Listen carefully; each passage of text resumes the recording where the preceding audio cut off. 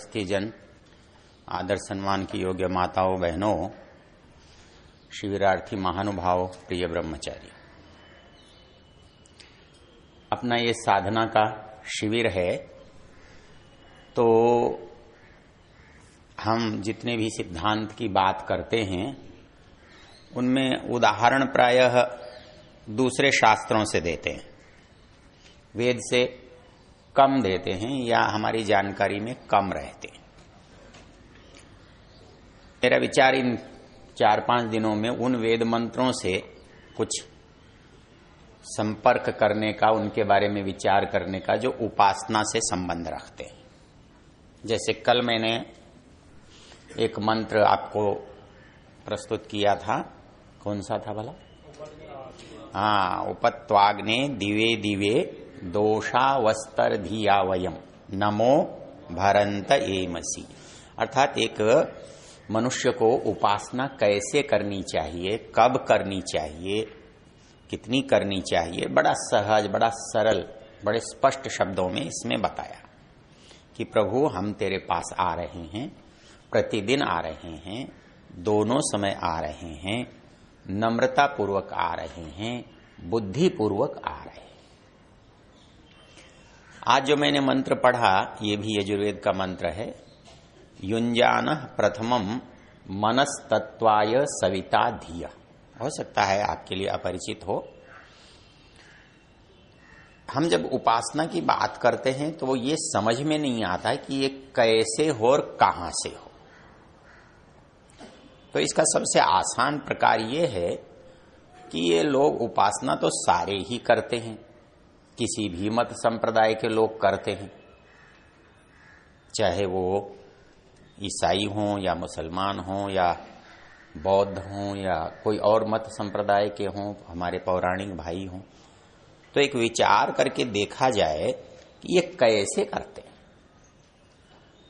ये सब उपासना तो करते हैं, क्योंकि जितने आस्तिक हैं, जितने ईश्वर को स्वीकार करने वाले हैं, वो उससे संबंध बनाने का, उससे निकटता प्राप्त करने का प्रयत्न तो करते हैं।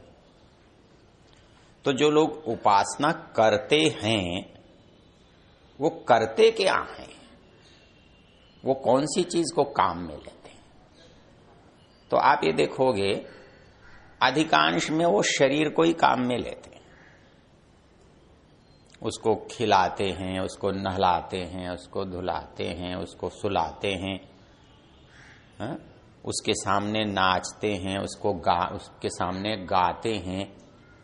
तो बाह्य जो व्यवहार है वो बहुत करते हैं। और उनकी उपासना में पहली चीज है बाह्य व्यवहार। और वो ऐसा किस लिए करते हैं? वो ये समझते हैं कि जैसे हम संसार में किसी को प्रसन्न करने के लिए क्या करते हैं। जब कोई व्यक्ति, कोई अच्छा व्यक्ति जिसको हम अच्छा समझते हैं, कोई सम्मानित समझते हैं, कि कोई अपना अच्छा अतिथि समझते हैं, तो हम क्या करते हैं? हम यही करते हैं कि वो कैसे प्रसन्न होता है उसका उपाय करते हैं। आप किसी को भी प्रसन्न करते हैं तो उसको अच्छा सा खिलाते हैं तो वो प्रसन्न हो जाता है। उसको कोई अच्छी सी भेंट देते हैं तो वो प्रसन्न हो जाता है। उसकी आप सेवा करते हैं तो प्रसन्न हो जाता है। तो हमको ऐसा लगता है कि जब इस मनुष्य को प्रसन्न करने के ये उपाय हैं तो भगवान को भी प्रसन्न करने के यही उपाय होंगे, और क्या हो सकते हैं। तो हम क्या करते हैं? वही सब करते हैं। उसको खिलाते पिलाते, कपड़े पहनाते। एक भीलवाड़ा में मैं गया, एक सज्जन आरिस्मा जी थे, वो सोने की दुकान करते थे। तो वो बना रहे थे, क्या बना रहे थे कि कृष्ण की तरह तरह की छवि बना रहे थे। मैंने कहा क्यों? बोले एक भक्त है, वो जब उपासना करता है तो इनको गले में डाल करके फिर करता है। तो हम समझते हैं कि आदमी सोने से खुश हो जाता है, सोना पाकर उसको लगता है कि उसने बहुत पा लिया। तो हम सोचते हैं भगवान भी सोने से प्रसन्न होता है। तो आप किलो में, मनों में, क्विंटलों में सोना भगवान को चढ़ाते हैं तो भगवान प्रसन्न हो जाता होगा।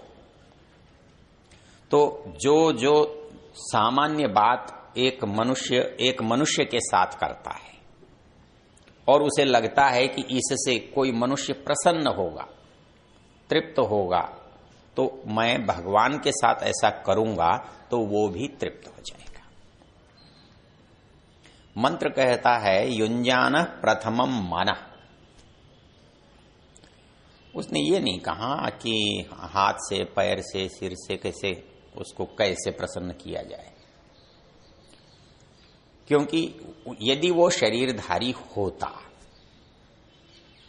तो ऐसा करना बुरा नहीं था, स्वाभाविक था और वो प्रसन्न भी हो जाता। किंतु जैसे एक मनुष्य भोजन करके प्रसन्न होता है, तो भगवान ने तो कभी कोई प्रसन्नता दिखाई नहीं। आपने उसको अच्छा खिलाया या आपने उसे बुरा खिलाया, उसने तो कोई प्रतिक्रिया ही व्यक्त नहीं की।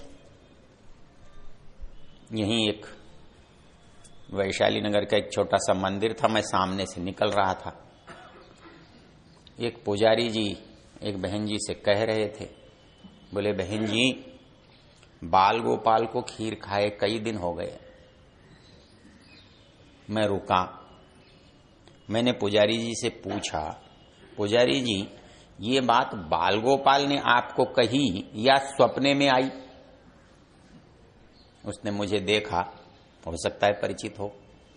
बोला बहन जी आप जाओ, ये आपका काम नहीं, ये आपके मतलब की बात ही नहीं है, ये हमारे इनके बीच की बात है। तो आपने मान लिया है कि ये खिलाने से प्रसन्न होता है, तो क्योंकि मनुष्य प्रसन्न होता है तो भगवान भी प्रसन्न हो जाएगा। किंतु जब हम उपासना की बात करते हैं तो इसीलिए पहले कहते हैं कि भगवान देख तो लो कौन सा है। उसकी चर्चा का तो इस समय विषय नहीं है, लेकिन मंत्र में एक बात कही है, युञ्जान प्रथमम मनः। उपासना होगी तो, लेकिन कैसे होगी, कहां से शुरू करेंगे? तो कहता है मनः, मन से शुरू करेंगे। अब मन करता क्या है? मन तो विचार करता है, सोचता है। तो इसका अभिप्राय हुआ कि उपासना विचार से प्रारंभ होती है। अब सोचने में खीर पूड़ी हलवा कपड़ा तो आएगा नहीं। अब सोचने लगेंगे तो क्या सोचेंगे? तो आप ये सोचो कि जिसकी उपासना करते हो उसके बारे में क्या सोचते हो, क्योंकि उपासना ऐसा शब्द नहीं है जो केवल ईश्वर के साथ लगता। आप उपासक तो किसी के भी हो सकते हैं, किसी भी प्रिय वस्तु को आप उपासना की कोटि में ला सकते हैं। स्वामी सत्यप्रकाश जी यहां आ रहे थे तो कहने लगे कहां ठहराएगा? उस समय तो इतने मकान नहीं थे। मैंने कहा जहां आपको वहां ठहरा दे। अरे बोले तुझे पता है मैं शौचालय का उपासक हूं। अब कहने का अभिप्राय क्या है कि उसके बिना मेरी गति नहीं है। तो उपासना तो आप किसी की भी कर सकते हो। उपासना वो परिस्थिति है जो आपके लिए अनिवार्य हो गई है और आप उसके बिना रह नहीं सकते। तो क्या परमेश्वर हमारे लिए अनिवार्य हो गया है? अनिवार्य तो नहीं हुआ। हमको तो ऐसा लगता है कि अभी तो बहुत सारे काम करने हैं, उसके बाद करेंगे संध्या, तो जब खाली हो जाएंगे तब करेंगे। तो ये अनिवार्य तो नहीं होता। अनिवार्य तो वो होता है जब सारे काम छोड़कर आप उस काम के लिए जाएं। एक बच्चे गिर गया, चोट लग गई, आपके हाथ में कुछ भी होगा, आप छोड़ के तुरंत भागते हैं और उसको बचाते हैं, उसको लेकर जाते हैं। उस समय ये थोड़ी सोचते हैं। एक व्यक्ति ने बड़ा विचित्र प्रश्न किया, बोले जी हम उपासना कर रहे हैं और कोई बच्चा जैसे आग में गिर गया, जल गया, तो उपासना छोड़नी चाहिए? मैंने कहा ये तो महा मूर्खता का प्रश्न है। उपासना का इससे तुलना करने का अवसर ही किया। मैंने कहा लाख उपासना छोड़कर बच्चे को बचाना है। उस उपासना का लाभ क्या हुआ यदि आदमी डूब रहा है और डूबने दिया जाए कि मैं तो संध्या कर रहा हूं जी, मैं तो देखो उठ नहीं सकता। हाँ, उपासना एक विचित्र बात हो सकती है कि वो सब कुछ जल गया हो लेकिन उसको ध्यान ही ना आया, उसे पता ही नहीं लगा कि कोई जल गया, कोई दुर्घटना घटी। उस उपासना में तो कोई फर्क नहीं पड़ेगा, उसमें कोई अपराध नहीं है। लेकिन ये तो क्या उपासना हुई कि मैं संध्या में बैठा हूं इसलिए उठूंगा नहीं। प्राथमिकता तो आपको निश्चित करनी पड़ेगी। भगवान ये थोड़ी कहेगा कि तू ये गलत कर रहा है, ये भी तो भगवान की उपासना ही कर रहा है। यदि किसी पीड़ित को कोई बचा रहा है, किसी को रोग से, दुख से, शोक से बचा रहा है, तो वो ईश्वरीय काम नहीं कर रहा है। और उपासना के बारे में कभी विस्तार से आपसे चर्चा करूंगा कि उपासना केवल आंख बंद करके ही होती हो ऐसा नहीं है। उपासना हर परिस्थिति की है, उपासना चलते फिरते की है, उपासना बातचीत करते की है, उपासना पढ़ते लिखते की है, उपासना भाषण सुनते करते की है, उपासना विचार करते की है। जो भी बात विचार से संबंधित है और वो विचार परमेश्वर से संबंधित है, इतनी सी शर्त। आप कर क्या रहे हैं ये महत्वपूर्ण नहीं। आप जिस विचार को चाहे कह रहे हैं, चाहे सुन रहे हैं, चाहे पढ़ रहे हैं, चाहे किसी को बता रहे हैं, कुछ भी कर रहे हैं, लेकिन उसका केंद्र क्या है, उसकी विषय वस्तु क्या है।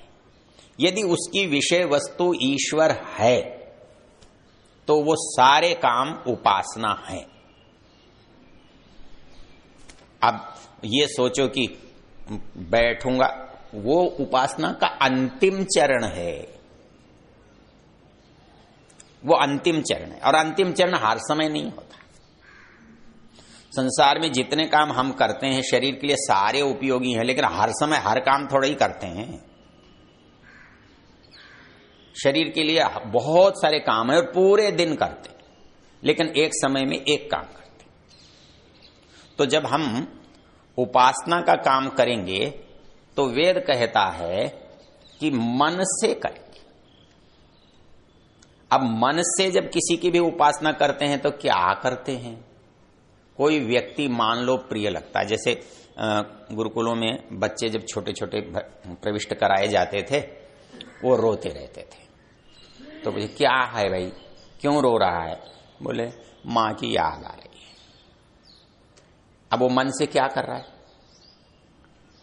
मां का स्मरण कर रहा है और वो मां का उपासक है, वो मां की उपासना कर रहा है।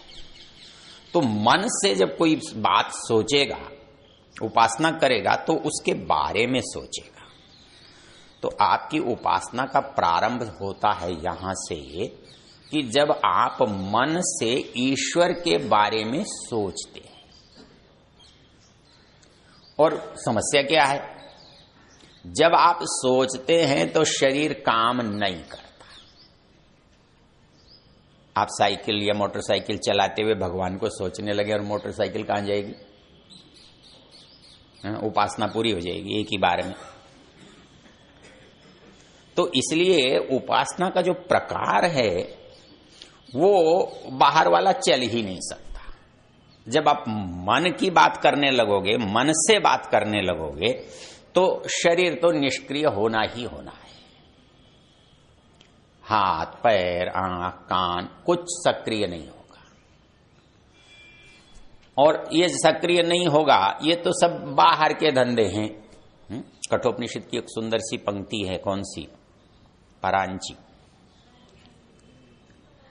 परांची खानी व्यत्रिणत स्वयंभू तस्मात् परांग पश्यति नान्तरात्मन कश्चित धीरः प्रत्यगात्मानमैक्षत आवृत्त चक्षु अमृतत्वमिच्छन्।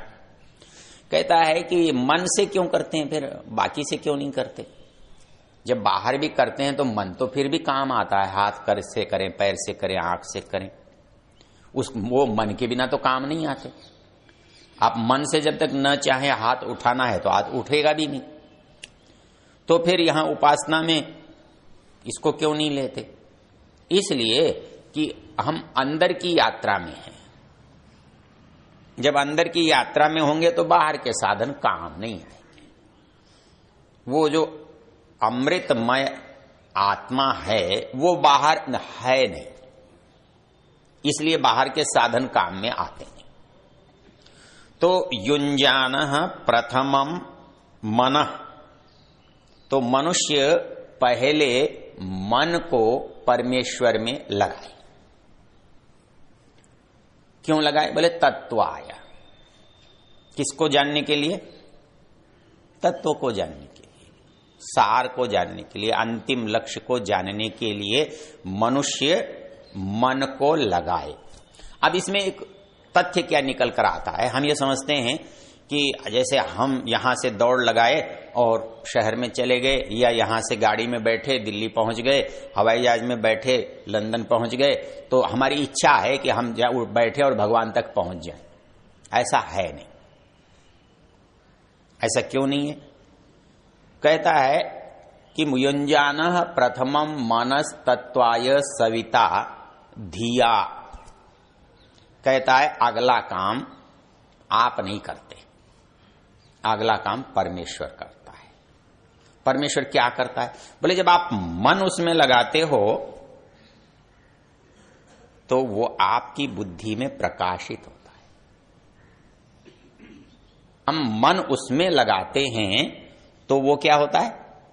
बुद्धि में प्रकाशित होता है, बुद्धि में युक्त होता है, वो हमको बुद्धि में मिलता है। और जब वो मिल जाता है तो कोई भी आदमी किसी चीज के मिलने पर करेगा क्या? कोई अच्छी सी चीज यदि कहीं मिल जाए तो क्या करेगा? छोड़ के चल देगा, कोई बात नहीं फिर मिलेंगे, ऐसा हो जाएगा। क्या करेगा उसे? हाँ, प्राप्त कर लेगा। तो वो कहता है कि धिया युञ्जानः प्रथमम मनस तत्वाय सविता धिया। तो कहता है अग्निर ज्योतिर्निचाय्य। बोले जैसे ही ईश्वर की कृपा मिलेगी तो क्या करेंगे? हम उसे बस समेट लेंगे, छोड़ने का अवसर ही नहीं देंगे। अग्निर ज्योतिर्निचाय्य अध्याभरत। और ये बात में ऋषि जी एक बात लिखते हैं, वो लिखते हैं पृथ्वी पर यह योगियों का लक्षण है।